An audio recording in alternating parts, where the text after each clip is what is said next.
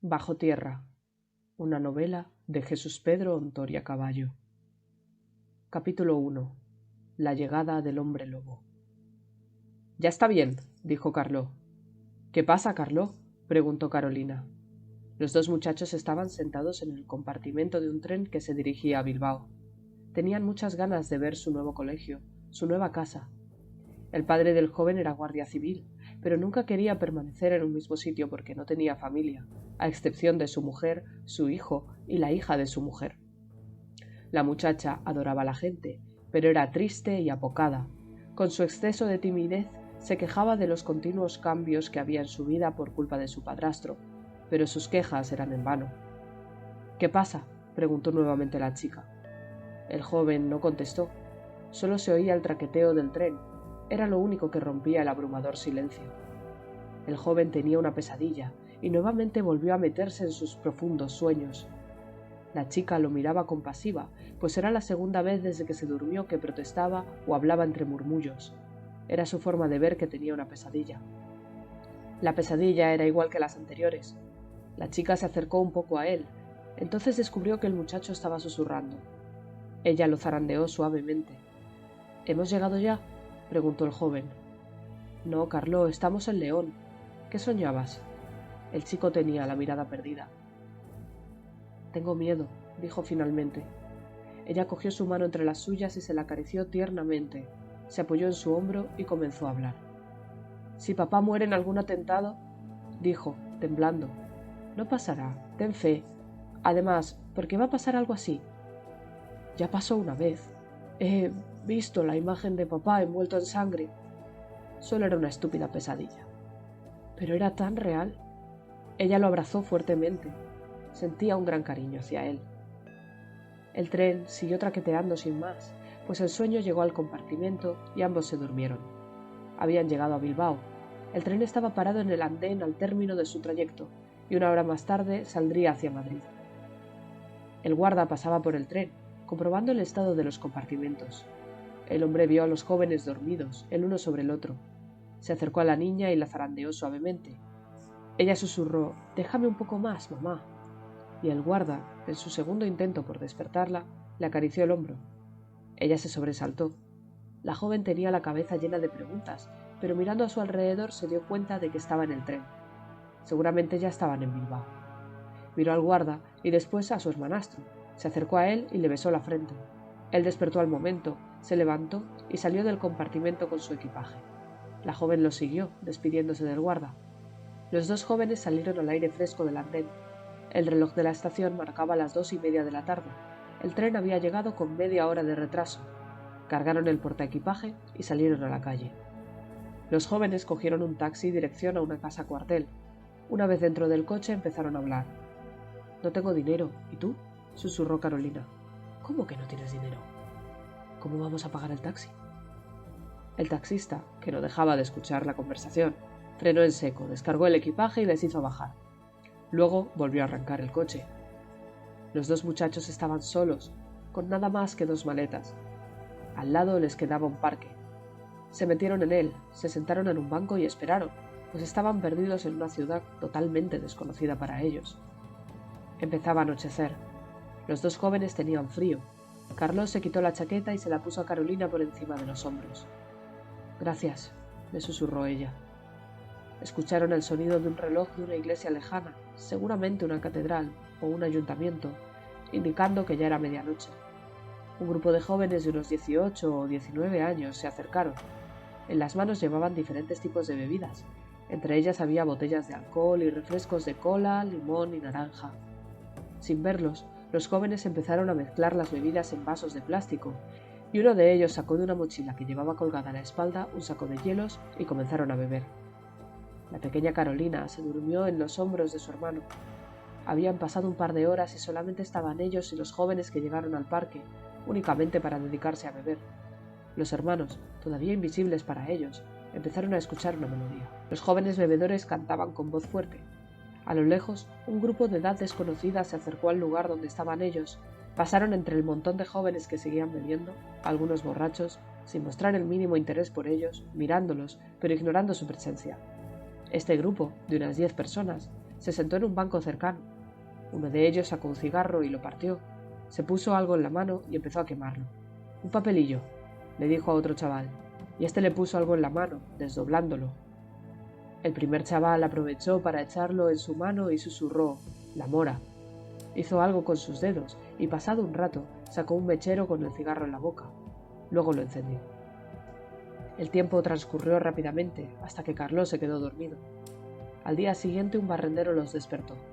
Les hablaba en una lengua que no comprendían, y Carlos le dijo: «¿Qué me está diciendo?». El barrendero les dijo amablemente: «Te preguntaba si habíais dormido aquí toda la noche». «¿Dónde estoy?», preguntó Carlos. «Esto es Bilbao», contestó el barrendero. «Ah, ya me acuerdo», dijo Carolina. Se volvió hacia su hermano. «El taxi nos dejó tirados aquí ayer, Carlos». Carlos preguntó al barrendero si sabía dónde estaba la calle que su padre le dijo, y el barrendero respondió amablemente que no era recomendable ir con bultos a una calle que estaba en la otra punta de la ciudad. Carolina empezó a quejarse por el hambre que tenía. No habían cenado desde anoche. El barrendero, conmovido, se acercó a una cafetería y les compró 2 bocadillos enormes. Les dijo que se los comieran.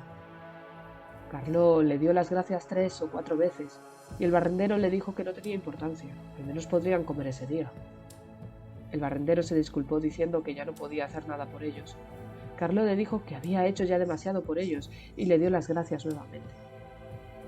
El barrendero siguió trabajando. Los niños se acercaron a una fuente que estaba en el mismo parque y empezaron a desayunar.